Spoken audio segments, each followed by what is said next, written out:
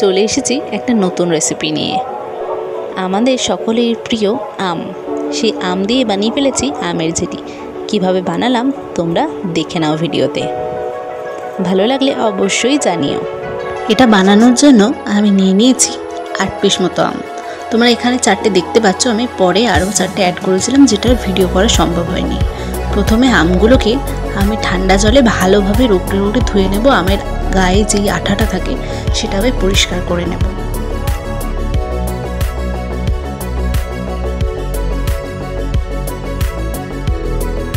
তারপর আমের খোসাটা আমি পিলার দিয়ে ছাড়িয়ে নিচ্ছি। এখানে আমের খোসাগুলো এত বেশি মোটা যে পিলারে আমার অনেক সময় আটকে যাচ্ছিল।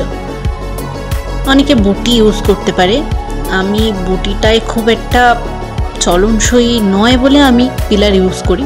তো তোমাদের যেটা সুবিধা সেটা ইউজ করে তোমরা আমের খোসা ফার্স্ট ছাড়িয়ে নেবে।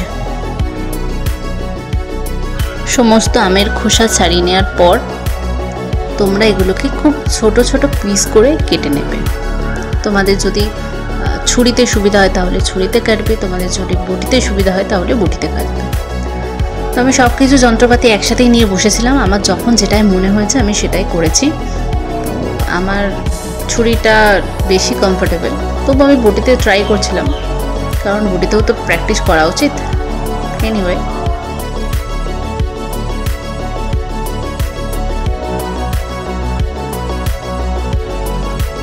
এরপর আমি আমগুলোকে একটা পাত্রে ঢেলে একটু ভাপিয়ে নিচ্ছি।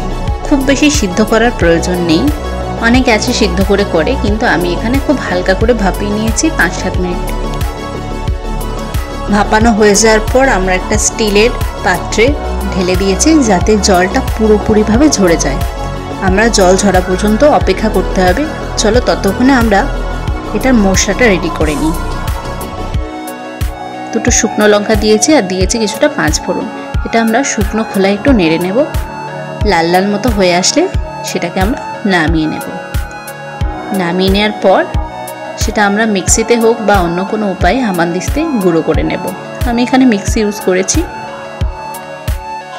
তো এটা জল তো ঝরেই গেছে, তো আমরা এটা নামিয়ে আমি এটা দিয়ে ভালো করে পিষে নিচ্ছি। তোমরা চাইলে মিক্সি ইউজ করে সেটার মধ্যে একবার ঘুরিয়ে নিতে পারো, কিন্তু মিক্সি ইউজ করলে বড্ড বেশি কাদা কাদা হয়ে যায়, তো সেই কারণে আমি এটা দিয়ে একটু ভালো মতো পিষে নিয়েছি।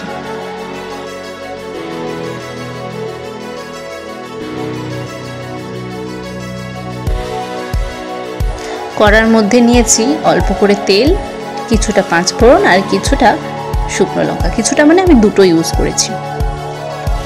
ওটা মোটামুটি ভাজা ভাজা হয়ে গেলে আমের যেটা পিষে নেওয়ার পর তৈরি হয়েছিল সেটা আমি কড়াইতে দিয়ে দিয়েছি।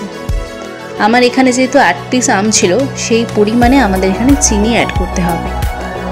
আমি এখানে মোটমাট চিনি দিয়েছিলাম এই ছোট কাপে 5.5 কাপ মতো। তোমরা তোমাদের স্বাদ মতো চিনি অ্যাড করে নিও, কারণ অনেকে কম মিষ্টি পছন্দ করে, আবার অনেকে একটু চড়া মিষ্টি। তবে এই জাতীয় জেলিতে একটু চড়া মিষ্টি আমার মনে হয় ভালো লাগবে। আমার তো চড়া মিষ্টি ভালো লাগে, তাই আমি 5.5 কাপ অ্যাড করেছি। তোমরা চাইলে তোমাদের সুবিধা মতো অ্যাড করে নিও। এরপর যতক্ষণ না জেলির আকারে আসছে ততক্ষণ পর্যন্ত আমাদের কন্টিনিউ খুন্তি দিয়ে নাড়িয়ে যেতে হবে, আর আঁচ রাখতে হবে একদম সিমে। এখানে ফুটছে, কিন্তু ঘনত্বটা দেখে তোমরা বুঝতেই পারছো একটা জল ঢালা মতো ব্যাপার রয়েছে। তো আমি সবাই দিয়েছি, তো সেমভাবে এরকমই থাকবে। তো এটা নিয়ে কম করে তোমার আধ ঘন্টা তো ফুটতে দিতেই হবে, আর কন্টিনিউ তোমাকে খুন্তি দিয়ে নাড়িয়ে যেতেই হবে, কারণ আমি যদি না নাড়াই তাহলে কিন্তু নিচেটা ধরে যেতে পারে। তেল যদিও দেওয়া আছে তবুও। এবারে দেখো আমাদের মোটামুটি রেডি হয়ে আসছে। ঘনত্বটা দেখতে পাচ্ছ তো, আগের অংশটা আর এখনকার পার্টটা দেখলে তোমরা বুঝতে পারবে কতটা রেডি হয়ে গেছে। তো আমাদের অলমোস্ট রেডি হয়েই আসছে, আর হয়তো 2-3 মিনিট। তো এরকম একটা দেখতে চলে আসবে, কালারটা খুব ইয়েলো হয়ে যাবে।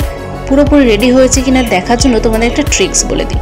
একটা পরিষ্কার পাত্র নেবে, সেটার মধ্যে একটুখানি দেবে, দিয়ে প্লেটটা ধরে উল্টাবে, মানে কাত করবে। কাত করে দেখবে সেটা থেকে গড়িয়ে পড়ছে কিনা। যদি গড়িয়ে পড়ে তাহলে জানবে তোমার আচার রেডি হয়নি, তোমাকে এখনও ফোটাতে দিতে হবে। যদি না গড়িয়ে পড়ে তাহলে রেডি। একটা অংশ আমি ভিডিওতে ভুলবশত স্কিপ করে গেছি, সেটা হলো আমরা যখন নামিয়ে পাত্রে ঠান্ডা করতে দিয়েছিলাম তখন আমাদের গুঁড়ো করে রাখা মশলাটা সুন্দর করে মিশিয়ে নিয়েছিলাম। ব্যাস তৈরি হয়ে গেছে আমাদের কাঁচা আমের জেলি। আমার তো খেতে দারুণ লেগেছে, তোমাদের কেমন লাগলো তোমরাও জানিও কিন্তু। ভালো লাগলে একটা লাইক করে সাবস্ক্রাইব করে দিও।